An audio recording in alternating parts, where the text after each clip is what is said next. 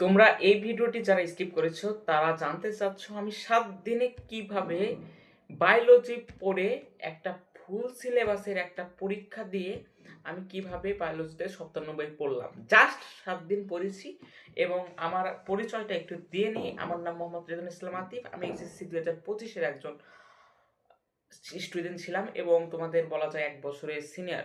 তো আমি আজকে তোমাদেরকে বলবো যে এই যে তোমাদের এখন সময় আছে, এই সময়ের ভিতর তোমরা কিভাবে পড়াশোনা করলে তোমরা আমার মতো একটা সুন্দর একটা মার্কস তুলতে পারবা। এবং বায়োলজি কিন্তু একটা মুখস্থ করার জিনিস, মনে রাখার জিনিস। তো আমি কিভাবে পড়েছি, তো আমি তখন তো আর আমি ফিজিক্স কেমিস্ট্রি ম্যাথে টাইম ব্যয় করতাম বেশি।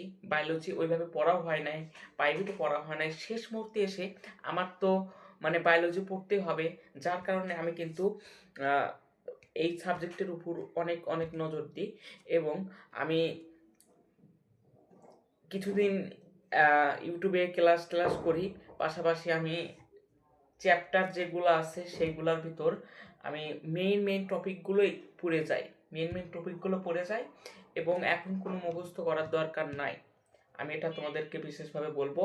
এবং পড়ার পর টেস্ট পেপার বা টেস্ট পেপারে প্রথম বা মূল বইয়ের যে প্রশ্নগুলো আছে, তোমাদের এসএসসি লেভেলে মূল বইয়ের যে প্রশ্নগুলো আছে প্রত্যেক অধ্যায়ের 2টা বা 3টা, তো ওই কোশ্চেনগুলো সলভ করবা। পাশাপাশি তুমি এমসিকিউগুলো করবা।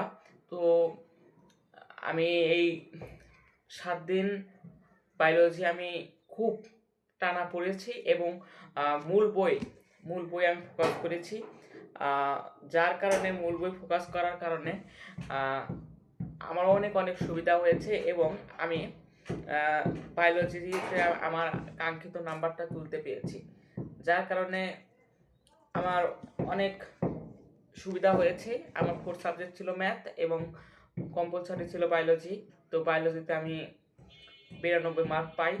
তো তোমরাও চাইলে প্রথমে মূল বই তুমি তোমাদের যেহেতু শর্ট সিলেবাস, সেহেতু তোমাদের অধ্যায়গুলো কম, তো তোমরা মূল বই একটু সুন্দরভাবে পড়ে যাবা। মূল বইটা তোমাদের ফুল যে পড়তে হবে, একটা বইয়ের যে ফুল পড়তে হবে সেরকম না। ওই অধ্যায়ের যে মেইন টপিকগুলো আছে সেগুলো একটু পড়ে যাবা। আর আমি তোমাদের তো বললামই মূল বইয়ের যে সৃজনশীল আছে, আর পাশাপাশি মূল বইয়ের যে বহু নির্বাচনী কোশ্চেনগুলো আছে সেগুলো পড়বা।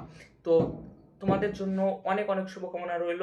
আমি আমার কথা তোমাদের মাঝে তুলে ধরলাম। যে প্রশ্নটা সবসময় আসছে, আমার এই ইউটিউব চ্যানেলটা তোমরা সাবস্ক্রাইব করে রাখো। পরের ভিডিওটা তোমাদের জন্যই কিন্তু, এবং পরের ভিডিওটা সাবস্ক্রাইব করে রাখলে তোমাদেরই সুবিধা, পরের ভিডিও আসলে সরাসরি তোমাদের কাছে চলে যাবে। তো সবাইকে ধন্যবাদ এবং আমি প্রত্যেকটা ফ্রাইডেতে চেষ্টা করবো একটা করে ভিডিও দেওয়ার।